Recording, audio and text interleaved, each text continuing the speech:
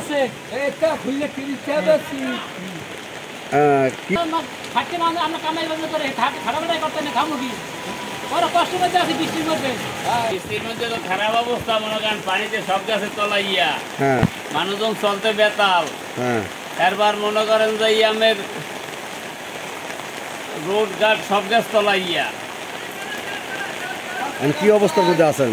আছি মোটামুটি মনে করেন না থাউনে নেন আইবানি তো বন্ধ মনে করেন কোনো এই বৃষ্টির মধ্যে কেডা নামবে কেডা কি করবে মনে করেন আইবানি তো বেহাল অবস্থা।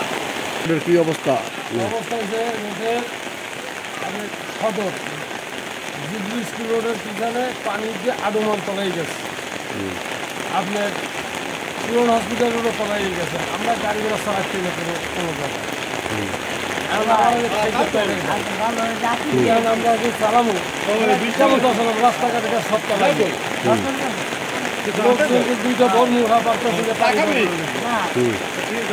দুদিকে সদর সব জায়গায় তলাই গেছে। তলাই যাওয়ার কারণে আমাদের সমস্যা। আমাদের পানির যদি যে সুইচটা যদি বাবু ক্লিয়ার করে দিতে পারে তার পানিটা আমার থাকতে হবে।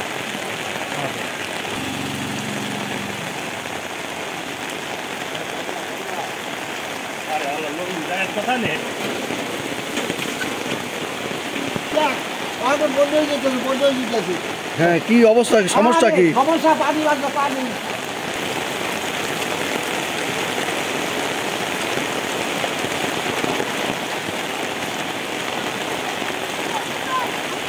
আলহামদুলিল্লাহ খুব ভালো লাগছে। আপনারা দেখতেই পাচ্ছেন কিরম আছে। কি অবস্থা বৃষ্টির মধ্যে আপনাদের কি ক্ষয়ক্ষতি কিরম?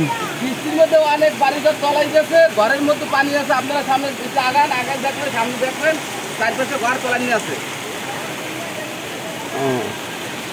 কাজটা সম্পূর্ণ ঠিকভাবে হইলে তাহলে এত পানি হইতো না। যদি ড্রেনটা অতি তাড়াতাড়ি হয় কাজটা সম্পূর্ণ, তাহলে এত পানি কিন্তু মানুষ থাকবে না। অতি দরকার তাড়াতাড়ি ড্রেনটা কাজ করার জন্য।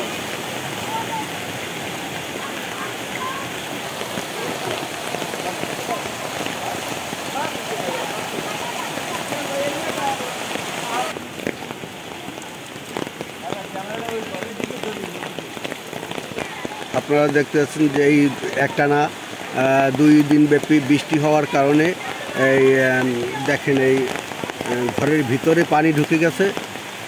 মানুষ খুব অসহায় অবস্থায় দুর্ভোগের ভিতরে আছে। সব তলাই গেছে। আমি এখন মোশারফ দাদার বিল্ডিংয়ে, মোশারফ দাদার একটা ভাঙ্গা বিল্ডিং আছে, সেইটার উপর বই রয়েছি। আর দুর্গাগারা কোনো রুম আছে, কিন্তু আর একটু পর আমরা থাকার মতো কোনো পরিস্থিতি নাই।